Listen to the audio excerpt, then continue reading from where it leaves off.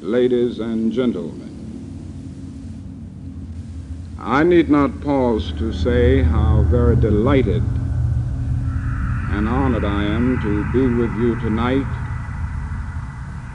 and to be a part of your lecture series.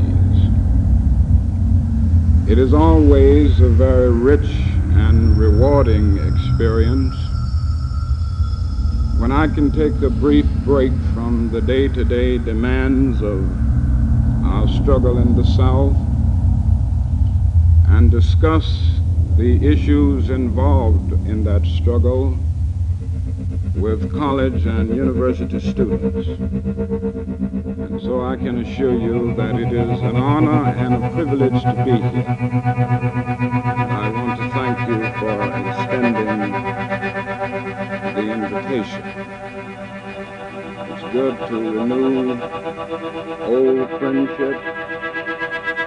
I'm very happy to be here with my teacher, Dr. George Kelsey, and his lovely wife, and other friends that I have in this area of New Jersey and in this area of our country. I would like to use as a subject from which to speak tonight the American dream. And I use this subject because America is essentially a dream yet unfulfilled. The substance of the dream is expressed in some very familiar words found in the Declaration of Independence.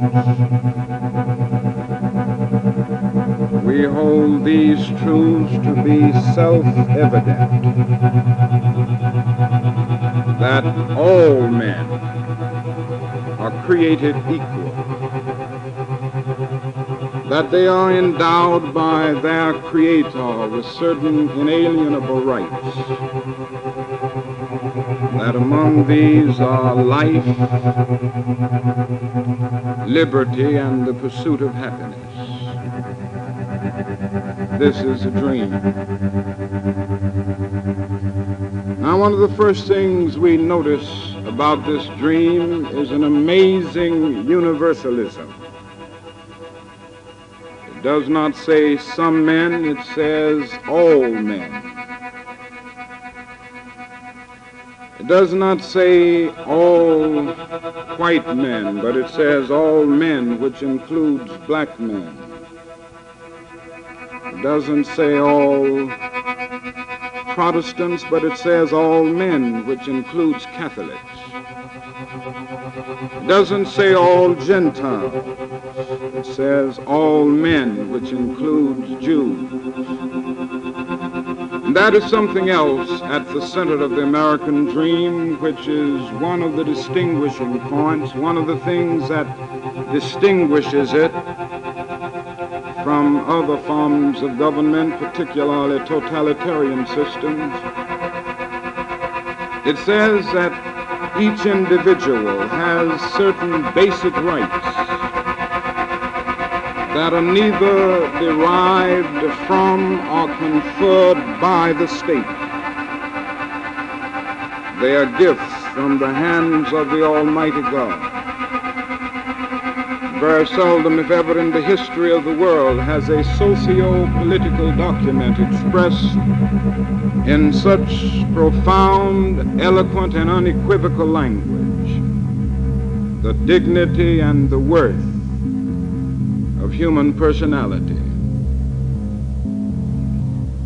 But ever since the founding fathers of our nation dreamed this dream, America has been something of a schizophrenic personality, tragically divided against herself.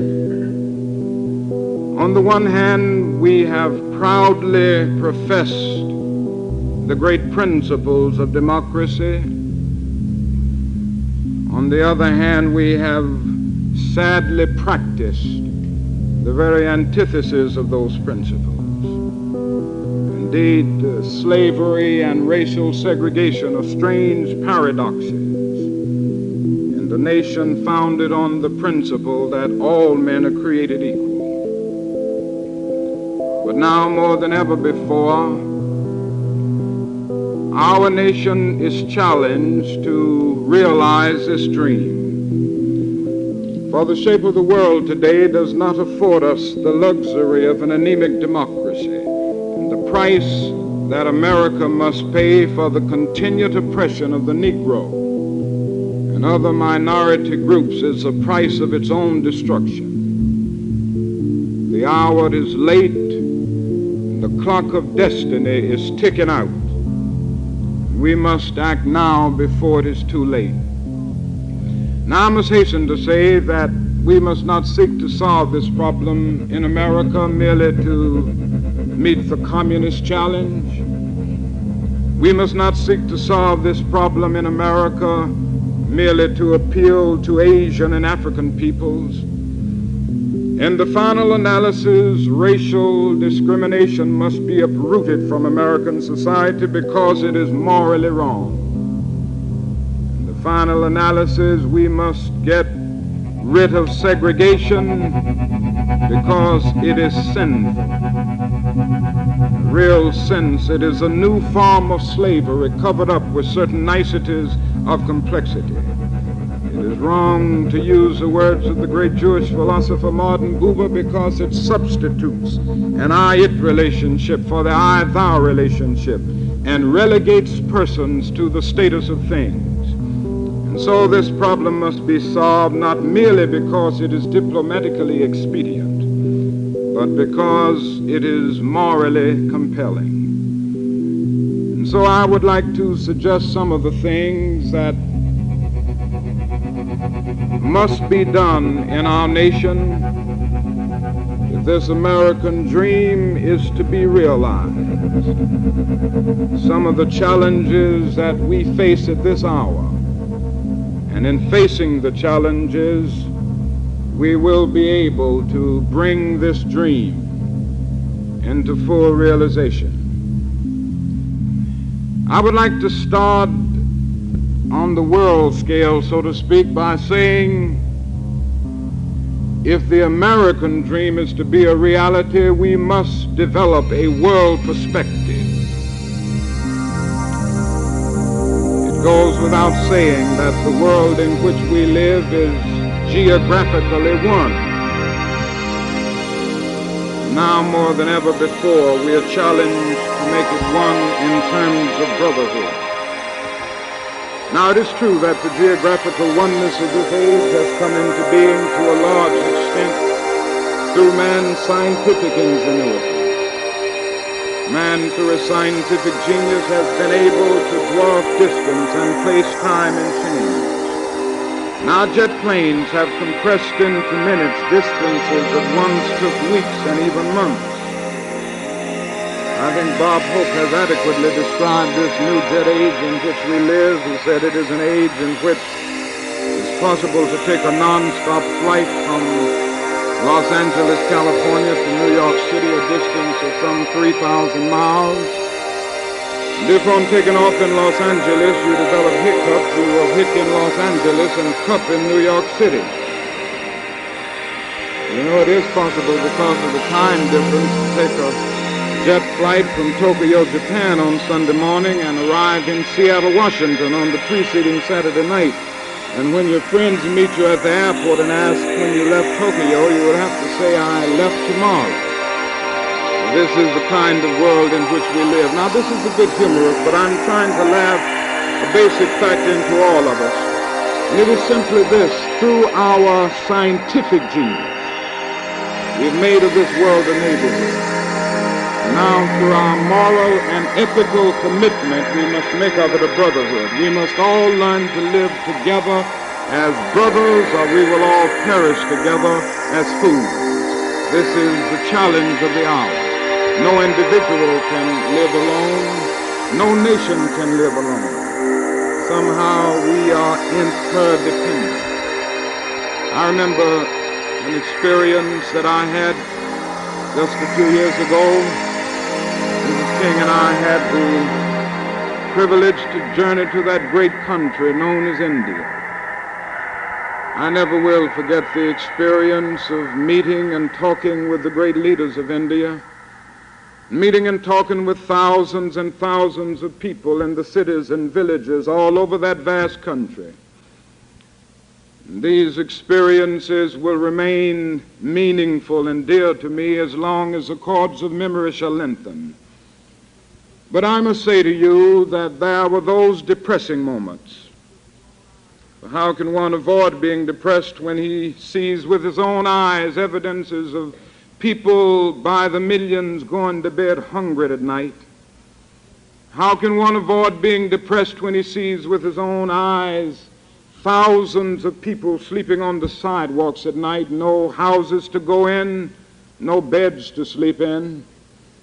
How can one avoid being depressed when he discovers that out of India's population of more than 400 million people, some 375 million make an annual income of less than $80 a year, and most of these people have never seen a doctor or a dentist? As I noticed these conditions, something within me cried out, can we in America stand idly by and not be concerned? And an answer came, oh no.